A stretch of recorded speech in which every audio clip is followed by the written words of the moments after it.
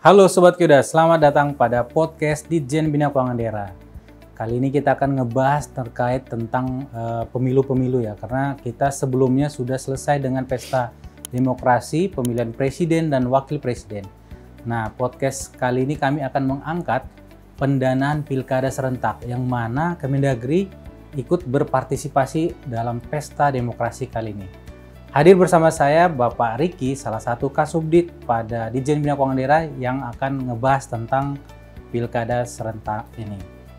Kita sapa Pak Rikinya. Halo Pak Riki, selamat datang pada studio podcast Ditjen Keuangan. Apa kabar Pak? Halo Pak Roy, alhamdulillah sehat. Sehat ya Pak. Terima kasih ya. Banyak kesibukannya dengan persiapan-persiapan 2024 ini ya Pak ya. Ya, terutama tadi yang disampaikan ya terkait dengan pendanaan pilkada serentak. Sebenarnya ini siapa saja Pak yang terkait dengan unit instansi pilkada serentak ini Pak yang mau pesta lah ini? Ya, jadi kalau kita berbicara mengenai regulasi, bahwa secara regulasi memang sudah diamanatkan bahwa pesta ini adalah pestanya daerah ya. Pesta daerah. Pesta ya? daerah. Jadi kalau kita mau melihat suksesnya demokrasi di suatu daerah, ya salah satu keberhasilannya adalah kesuksesan dalam pelaksanaan pilkada setiap 5 tahunnya, atau saat ini kita bicara mengenai pilkada serentak tahun 2024. Nah, maka memang berdasarkan undang-undang tersebut ya, Undang-Undang Nomor 10 tahun 2016 itu mengatakan bahwa salah satunya adalah pendanaan untuk pilkada itu bersumber dari APBD. Maka di dalam PP nomor 12 tahun 2019 yang mengatakan bahwa setiap pengeluaran dalam APBD itu ada dasar hukumnya, itu sudah memenuhi persyaratan dasar hukum. Sehingga ketika berbicara mengenai pendanaan pilkada untuk pemerintah daerah, berarti ini adalah tanggung jawab daripada pemerintah daerah itu sendiri. Pertanyaan muncul, bagaimana dengan pihak-pihak terkaitnya? Pihak-pihak terkait ini adalah unsur untuk mendukung kesuksesan penyelenggaraan. Iya. Ya. Jadi ada KPUD-nya selaku pelaksana, lalu ada Bawaslu selaku pengawas, juga ada pihak pengamanan, itu bisa dari TNI, dari Polri, walaupun memang pemerintah daerah dapat saja juga memberikan dukungan untuk pengamanan masuk ke dalam program kegiatannya. Jadi kalau ditanya pihak-pihak terkaitnya ya itu tadi 4, terutama pemerintah daerahnya sendiri. Pemerintah daerah sendiri ya? Iya. Oke, ya kan setahu kita penyelenggara pilkada atau pemilu itu KPU. Nah, kenapa ini Kemendagri ikutan gitu kan? Nah, peran kita sendiri Kemendagri Pak, khususnya di Ditjen Kuda. Ya. Jadi sama-sama kita ketahui bahwa Menteri Dalam Negeri itu mendapat amanat oleh Bapak Presiden selaku koordinator pembinaan, pengawasan, penyelenggaraan pemerintahan daerah. Nah, karena Menteri Dalam Negeri adalah Korbinwas, di dalam pasal 374 salah satunya di ayat 2 huruf D-nya itu mengatakan termasuk juga pembinaan dan pengawasan penyelenggaraan pemerintahan daerah di bidang pengelolaan keuangan daerah. Oh, masuknya dari situ ya. Maka memang Menteri Dalam Negeri punya tanggung jawab untuk memastikan ketersediaan anggaran. Kalau dari sisi keuangan daerahnya, ketersediaan anggaran yang cukup dalam rangka kesuksesan pelaksanaan pilkada serentak tersebut. Nanti dari bidang yang lain ya memang di Ditjen lain juga punya kewenangan-kewenangan khusus lainnya. Oke, berarti tadi terkait dengan keamanan itu Polri, TNI, kemudian penyelenggaraan itu KPU yang ada di daerah itu KPU daerah gitu Pak ya? KPUD. Nah kemudian kenapa menjadi alasannya mengapa jadi APBD atau Pemda yang ikut membiayain pilkada ini Pak? Ya. Jadi memang prinsipnya karena itu tadi saya sampaikan di awal bahwa yang menjadi penanggung jawab terhadap kesuksesan pilkada itu adalah pemerintah daerah.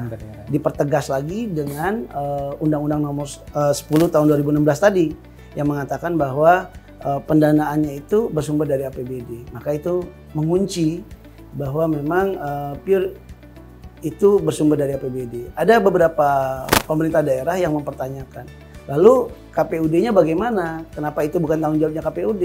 KPUD juga bertanggung jawab selaku penyelenggara. Bawaslu juga bertanggung jawab selaku pengawas. Sedangkan pengamanan juga dari TNI Polri.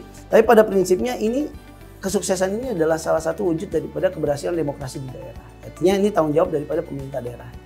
Ini ada pertanyaan nitipan Pak. Ya. Nah, kan APBN itu membiayai KPU juga. Ya. Membiayai TNI Polri juga dari sisi keamanannya. Ya.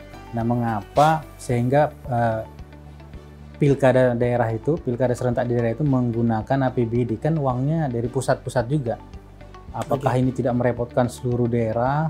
Lebih simpel menggunakan APBN melalui KPU dan turun ke KPUD, lebih simpel seperti itu bagaimana Pak? Baik, yang pertama kita sepakat dulu bahwa pengelolaan keuangan daerah itu kan harus ada dasar hukum yang melandasinya ya, termasuk pengeluarannya juga kan. Nah, ketika berbicara terkait hal tersebut, maka secara peraturan perundang-undangan memang terkait dengan pilkada serentak itu pembiayaannya bersumber dari APBD. Ini secara regulasi. Lalu yang kedua yang perlu juga menjadi perhatian bahwa ini bukan hanya pilkada serentak. 2024 ini kita melaksanakan yang namanya pemilihan serentak gitu ya. Jadi berbicara mengenai pemilihan serentak itu ada pemilu, ada pilpres. Selain pilkada juga sendiri. Nah, pemilu dan pilpres ini itu dibiayai oleh APBN. Sehingga memang tahun 2024 ini APBN-APBD akan berbagi untuk membiayai pelaksanaan pemilihan serentak. Bagi dua. Ada yang untuk nasional, ada yang untuk skop daerah. Dan pembiayaan untuk KPUD, Bawaslu, termasuk juga pihak pengamanan, itu hanya ditujukan dalam rangka pelaksanaan pilkadanya. Sedangkan untuk kebutuhan rutinitasnya tetap menjadi tanggung jawab daripada APBN. Masing-masing? Iya. Masing-masing. Oh, begitu ya. Kemudian Pak, nah ini tadi kita bahas terkait pendanaan pilkada yang dilakukan oleh Pemda. Iya. Ini 2024 kan sudah sebentar lagi nih Pak pilkadanya nih. Iya. Nah, Pemda ini tahapan apa yang harus dilakukan? Ya. Apakah dari 2023 tahun lalu dia sudah lakukan hal-hal tahapan-tahapan? Jadi memang kita itu sejak Januari ya, 24 Januari 2023 itu sudah menerbitkan surat. Ada surat edaran ditandatangani oleh Bapak Menteri Dalam Negeri terkait dengan pendanaan kegiatan pilkada gitu, yang bersumber dari APBD. Nah, surat ini mencoba menjembatani regulasi-regulasi terkait skema atau pengelolaan keuangan daerah yang berkaitan dengan pendanaan pilkada. Nah, dalam surat tersebut disampaikan bahwa memang skema yang diberikan untuk membiayai pendanaan pilkada itu adalah belanja hibah, gitu ya, belanjanya hibah. Namun hibah ini adalah hibah yang diamanatkan oleh ketentuan peraturan perundang-undangan. Nah, karena dia hibah, maka memang skema hibah itu harus berangkat dari usulan. Artinya ada proposal atau usulan dari pihak penerima, baik itu KPUD, Bawaslu, TNI maupun Polri, untuk mengusulkan kepada pemerintah daerah rencana kebutuhan biayanya, gitu ya, rencana anggaran biayanya, anggaran dan belanjanya untuk diusulkan kepada pemerintah daerah. Lalu selanjutnya pemerintah daerah bersama-sama dengan KPUD, bersama-sama dengan Bawaslu itu berdiskusi terkait dengan usulan tersebut, macam-macam diskusinya. Di antaranya adalah apakah kebutuhan itu adalah kebutuhan yang baku, artinya tidak bisa dikurangi sesuai dengan tahapan dan jadwal pelaksanaan pilkada, atau satuan harga. Karena memang satuan harga di dalam regulasi itu dikatakan dia harus merujuk kepada standar satuan harga atau standar harga satuan yang ditetapkan oleh Kementerian Keuangan untuk APBN. Namun secara realita kan ada juga satuan harga di lapangan yang lebih murah daripada satuan harga yang untuk satuan kebutuhan APBN oleh Kementerian Keuangan. Sehingga inilah perlu diskusi sehingga ada ditemukan satu kesepakatan terhadap satuan harga tersebut, termasuk juga kebutuhan-kebutuhan belanja lainnya. Nah, setelah disepakati ada berita acara. Berita acara menjadi dasar dalam rangka penganggaran dalam APBD. Nah, ketika sudah dianggarkan dalam APBD, langkah selanjutnya penandatanganan NPHD, dan syukurnya untuk sampai dengan saat ini pemerintah daerah itu sudah melakukan penandatanganan NPHD secara keseluruhan ya, baik itu kepada KPUD, Bawaslu, sedangkan untuk pihak pengamanan juga sudah mulai bergerak untuk kita juga dorong untuk segera menyelesaikan penandatanganan NPHD. Nah, di dalam regulasi dikatakan bahwa penandatanganan NPHD itu menjadi dasar untuk mekanisme penyaluran. Di mana di situ dikatakan 14 hari sejak penandatanganan harus segera disalurkan. Sebenarnya ada aturan lagi bahwa NPHD itu harus sudah ditandatangani 1 bulan sebelum tahapan dan jadwal dimulai. Hanya saja ketika kita menyampaikan surat edaran 24 Januari itu, kondisi di lapangan ternyata tahapan dan jadwal yang harusnya diterbitkan oleh KPU itu belum terbit. Ya. Barulah terbit tahapan dan jadwal itu tahun 2024. Ya, PKPU nomor 2 tahun 2024 yang mengatakan tahapan dan jadwal dimulai tanggal 26 Januari 26 Januari. Iya, 26 Januari 2024.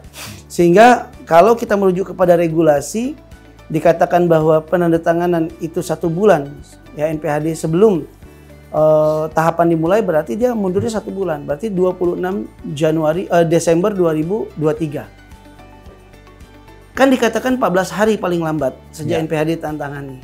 Maka ketika berbicara mengenai batasan waktu tadi, berarti paling lambat seharusnya penyaluran itu sudah dilakukan tanggal 9 Januari 2023. Ini yang menjadi kendala di kami, di mana ternyata belum semua Pemda mengikuti langkah tersebut. Ya, berdasarkan data kami itu baru ya mohon maaf, baru 504 Pemda. Jadi kalau ditanya berapa sih jumlah daerah yang melaksanakan pilkada serentak? Ini mau nanya itu barusan. Jadi jumlah daerah yang melaksanakan pilkada serentak itu 545. Total pemerintah daerah itu kan ada 546. Nah, DIY tidak. DIY tidak melaksanakan pilkada, tapi seluruh yang lainnya di luar ini ya, di luar kota administratif seperti Jakarta Selatan, Jakarta Barat itu kan di luar itu. Maka ada 545 daerah yang melaksanakan pilkada serentak di 2024 ini. Nah, dari data itu untuk KPU itu, untuk KPUD itu sudah seluruhnya KPUD itu melakukan penandatanganan NPHD 541 daerah itu bersumber dari APBD. 4 daerah itu pakai APBN karena daerah otonom baru. Oh iya, Papua, dia amanat peraturan undang-undangannya, ya undang-undangnya yang mengatakan bahwa memang untuk pilkadanya itu yang pertama dibiayai dari APBN. Jadi 541 ya, 541 itu sudah semua. Sedangkan untuk yang Bawaslu itu masih ada sekitar 37 Pemda yang belum melakukan proses tanda tangan NPHD. Padahal tadi kita sudah sepakat bahwa seharusnya penyaluran itu sudah dilakukan sejak tanggal 9 Januari 2024. Ini bahkan penandatangan NPHD pun belum dilakukan sampai dengan saat ini untuk 37 Pemda. Nah, itu untuk yang KPUD dan Bawaslu. Sedangkan untuk yang PAM, pihak PAM, ini kita data juga bergerak. Memang baru sekitar 42 Pemda yang telah merealisasikan untuk TNI dan 55 Pemda untuk yang Polri. Tapi prinsipnya ini sudah kita arahkan juga kepada pemerintah daerah untuk melakukan percepatan. Kalau kita kembali pertanyaan tadi Pak, berita acara itu masing-masing apa mereka bersama-sama? Pemda dengan KPU, TNI Polri itu satu berita acara apa terpisah-pisah Pak? Jadi Pemda dengan KPUD berdasarkan proposal yang diusulkan, itu melakukan pembahasan dan kesepakatan. Kesepakatan dituangkan dalam berita acara. Berita acara menjadi dasar penganggaran dalam APBD. Lalu setelah ditetapkan dalam APBD, sudah dituangkan dalam APBD, sudah ada anggarannya, maka dilakukan proses yang namanya tanda tangan NPHD. Begitu juga ketika Bawaslu, maka Bawaslu bersama-sama dengan Pemda. Jadi tidak bersamaan seluruhnya, tapi masing-masing dengan pemerintah Bawaslu, daerah, ke KPU, ke TNI masing-masing. Betul. Nah, terus sampai dengan saat ini juga penyalurannya juga walaupun sudah banyak, tadi saya belum menyelesaikan, saya tambahkan sedikit. Jadi mekanisme penyaluran tadi yang pertama kan sekaligus bisa. Jadi ketika NPHD ditandatangani, batas waktunya paling lambat 14 hari, itu sekaligus harus ditransfer setelah 14 hari. Tapi ada juga yang karena berdasarkan kemampuan keuangan daerah, sehingga dia memilih untuk yang skema yang bertahap. Nyicil. Gitu. Iya, hanya 2 tahapan sih. Hanya 2 tahapan.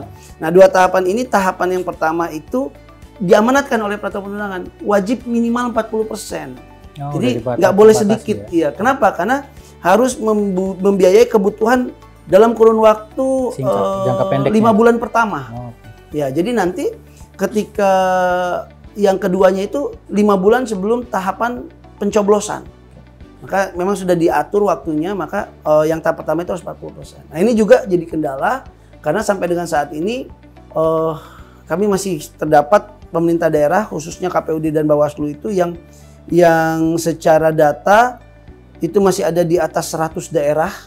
Tepatnya untuk KPUD itu 101 daerah, sedangkan untuk Bawaslu itu ada 111 daerah yang sudah menyalurkan, namun nilai penyalurannya itu di bawah 40%. Banyak, masih ada ya. Terus 37 daerah belum menyalurkan sama sekali, khusus untuk Bawaslu. Oke. Untuk Bawaslu.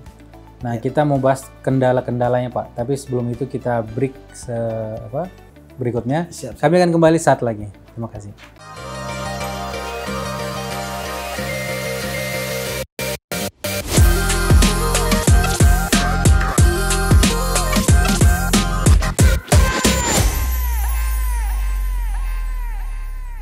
Kami kembali lagi, makin seru bahas terkait pendanaan pilkada serentak ini. Pak Riki, tadi kita bahas tentang tahapan-tahapannya. Yeah. Nah, kembali sedikit Pak, Bapak tadi singgung terkait standar biaya. Yeah. Sebenarnya yang diperhatikan dalam harga itu, apakah tiap daerah itu berbeda? Maksudnya, apakah karena mempengaruhi itu jumlah penduduknya, luas wilayahnya, tim pengaman yang akan dibutuhkan? Apakah ini mempengaruhi nanti besaran yang akan dihibahkan oleh Pemda ke masing-masing instansi tadi? Jadi memang kita berbicara mengenai pelaksanaan, saya tarik sedikit mundur ke belakang, pelaksanaan pilkada ini menjadi tanggung jawab Pemda. Ya. Tapi secara penyelenggaraan itu sudah ada tusinya masing-masing. Termasuk KPUD selaku penyelenggara. Artinya KPUD ini dalam posisi saat ini bukan sebagai penanggung jawabnya, tapi dia penanggung jawab kesuksesan penyelenggaraan pilkadanya. Nah, ketika berbicara mengenai kebutuhan pembiayaan, maka yang menetapkan aturannya itu adalah KPUD-nya, ya, dari KPU pusatnya terkait dengan tahapan dan jadwal. Nah, termasuk juga berbicara mengenai nasionalnya, ya, secara global seluruh Indonesia. Itu juga berbicara satuan harga, yang menjadi rujukan adalah satuan harga yang digunakan dalam belanjanya si KPUD. Nah, KPUD ini mempedomani APBN standar harganya. Makanya secara regulasi kita katakan bahwa usulan disampaikan berdasarkan standar satuan harganya untuk APBN. Memang itu usulan, gitu ya. Jadi ketika diusulkan misalnya kebutuhan makan minum snack itu 50.000 misalnya ya. Dalam APBN diaturnya 50.000. Teman-teman dari Pemda, dari KPUD mengusulkan 50.000 sekali makan minum. Nah, ketika ternyata secara kondisi kita ambil misalnya kemarin masukan dari dari Tebing Tinggi. Tebing Tinggi bilang bahwa kami Pak, makan minum itu ini bukan satuan harga kami, tapi kondisi yang di lapangan 25.000 itu cukup ya. Nah, gitu. Maka ketika dia sampaikan seperti itu, ada komunikasi tadi dalam ruang pembahasan. Berarti 50.000 itu harga maksimal. Iya. Bisa kita pakai. Satuan harga itu adalah batasan pagu tertinggi. Ya. Maka boleh saja untuk dilakukan penyesuaian dalam kesepakatan tadi. Karena gini, ini yang perlu juga dipahami oleh teman-teman dari penyelenggara, dari pengawas. Sekalipun dibuat 50.000, itu adalah satu output. Gitu, dan nanti juga menjadi silpa, artinya menjadi sisa uang. Dan di dalam ketentuan kita, uang yang sisa itu sampai dengan melebihi atau melewati paling lambat 3 bulan sejak pengusulan penetapan calon terpilih oleh KPUD, itu harus dikembalikan bersama-sama dengan laporan pertanggungjawaban penggunaan. Dikembalikan ya? Iya, jadi yang sisa itu. Nah, dan kita sama-sama paham bahwa tahun 2024 ini cukup berat secara fiskal di Pemda. Kenapa? Karena Pemda juga pasca COVID itu membutuhkan pembiayaan untuk mengamankan perekonomian di daerahnya.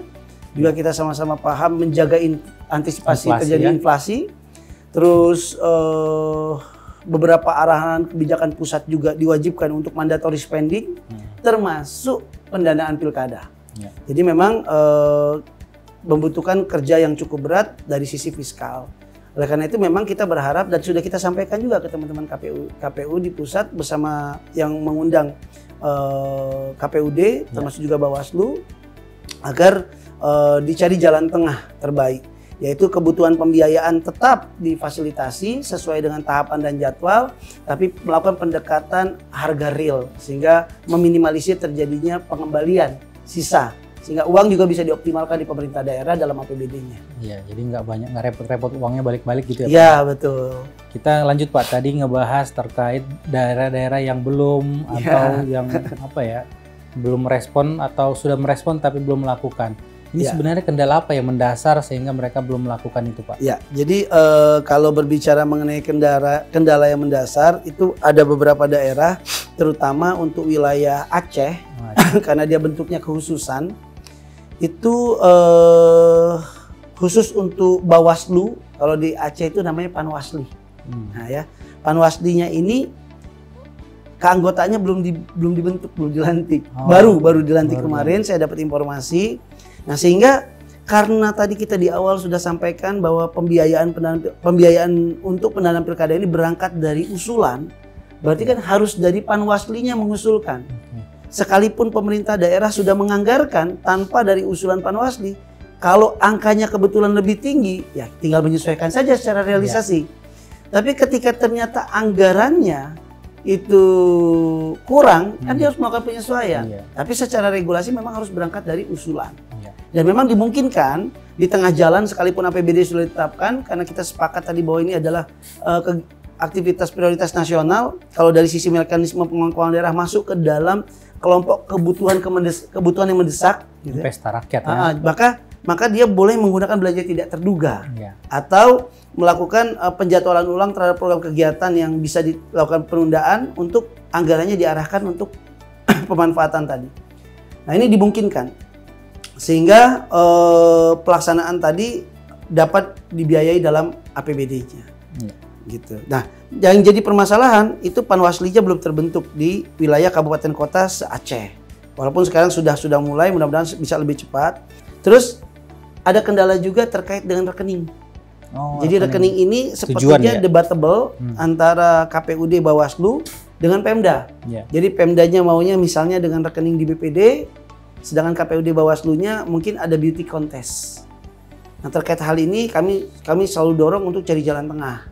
Termasuk KPUD kemarin kita sepakat dengan teman-teman KPUD bahwa sepakat ke BPD pun tidak ada masalah, gitu ya. Nah karena kan Pemda kan pasti ingin BPD-nya juga berkembang, mungkin arahnya ke sana. Nah yang paling penting adalah yang ini, bahwa teman-teman di pemerintah daerah mengatakan kami sedang kondisi defisit berjalan. Nah, ketika berbicara mengenai kondisi defisit berjalan ini, di mana pengakuannya di rekening kas daerahnya tidak tersedia uang. Untuk langkah tersebut, maka antisipasinya ya manajemen kas, melakukan peminjaman. Tapi tadi dapat arahan juga dari pimpinan, dari Bapak PLH Dirjen Bina Keuangan Daerah dan Bapak Direktur Pelaksanaan Pertanggungjawaban Keuangan Daerah, bahwa kita sudah diminta untuk melakukan koordinasi dengan Kementerian Keuangan untuk mencari alternatif pembiayaan yang tetap bersumber dari APBD. Nah, ini bagi daerah-daerah yang punya kriteria khusus? Jadi hanya untuk daerah-daerah yang belum menyampaikan 40% tahap pertamanya, atau daerah yang sudah menyalurkan namun masih di bawah 40%. Ya, apakah itu mungkin salah satunya dengan melakukan skema intercept terhadap dana transfer umumnya untuk dipastikan pemanfaatan pendanaan. Seperti tadi kan Pak, Papua itu karena DOB maka dia dibiayai oleh APBN. Ya, untuk yang DOB. Apakah daerah-daerah yang tadi belum bayar itu karena kemampuan keuangannya memang kurang, sehingga perlu perhatian atau trik-trik dari kita untuk memenuhi kebutuhan pilkada tadi. Yang jelas begini, ini yang perlu saya clearkan bahwa tidak ada pembiayaan dari APBN. Oh, tidak ada ya? Tidak ada pembiayaan dari APBN. Pembiayaan itu sumbernya full dari APBD. Tapi kita perlu sepakat dulu, Pak Roy, bahwa tidak mungkin ada penyelenggaraan pemerintahan daerah yang baik. Bahkan bisa jadi terjadi stagnasi penyelenggaraan pemerintahan daerah ketika pilkadanya gagal. Gitu. Artinya memang APBD itu memang harus diarahkan untuk mensukseskan pelaksanaan pilkada tadi. Banyaklah berita-berita bagaimana ketika pilkada gagal, daerah itu sampai kantor pemerintahannya terjadi demonstrasi dan lain sebagainya. Nah itu akhirnya penyelenggaraan pemerintahan tidak berjalan. Nah poinnya ada di situ. Lalu yang kedua, ya kita coba cari alternatif terhadap kondisi-kondisi pembiayaan tadi. Maka memang berkoordinasi dengan teman-teman dari Kementerian Keuangan itu mungkin adalah salah satu langkah solusi untuk mencoba memetakan kondisi ketersediaan anggarannya yang sebenarnya. Apakah DTU-nya dimungkinkan untuk dilaksanakan intercept terhadap hal tersebut? Mudah-mudahan dalam waktu sebulan ke depan ini udah mulai rampung ya Pak, daerah-daerah yang tadi yang belum. Iya, jadi kalau berbicara mengenai yang tadi Pak Roy sampaikan, tadi arahan dari Bapak PLH Dirjen dan Pak Direktur bahwa ditunggu sampai dengan 31 Mei. Sebenarnya ini sudah lewat. Dari surat-surat kita yang kemarin, maksudnya 31 Mei itu tambahan aja nih dari arahan lisan dari Pak Dirjen ketika menyampaikan via Zoom dengan pemerintah daerah yang belum optimal dalam penanganan pilkadanya. Seharusnya sudah kita minta itu sejak dari bulan Februari kemarin. Februari, Maret kemarin itu kita sudah kirimkan surat untuk meminta paling lambat. Tapi karena kita masih melihat masih banyak 37 daerah belum menyalurkan untuk Bawaslu atau Panwasli, lalu 101 daerah sudah menyalurkan tapi masih di bawah 40% untuk KPUD, dan 111 daerah itu untuk Bawaslu yang masih di bawah 40%. Nah dengan kondisi ini maka warning dari Pak PLH Dirjen agar dibatasi 31 Mei dan selanjutnya kita sudah berkoordinasi juga dengan Kementerian Keuangan untuk mengambil langkah-langkah lain sebagai alternatif untuk memastikan tersedianya anggaran yang cukup untuk penanganan pilkada di KPUD Bawaslu termasuk juga PAM-nya. Ini dari daerah-daerah 37 atau berapa tadi daerah yang belum itu lebih banyak di timur apa di barat Pak? Kalau bicara mengenai kondisi tersebut, sebelum itu dijawab kita break. Saya akan kembali. Terima kasih.